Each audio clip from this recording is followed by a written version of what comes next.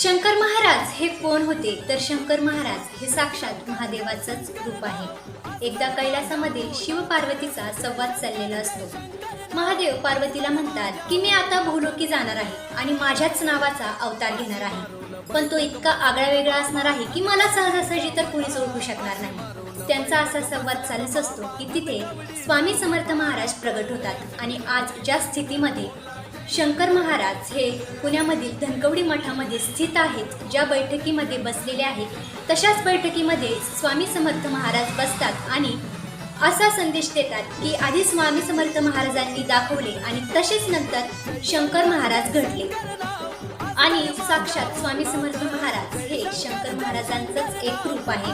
अनेक भाविक भक्तांना अशी शंका असते की शंकर महाराजांची सेवा आणि स्वामी समर्थ महाराजांची सेवा ही काही वेगळी आहे का?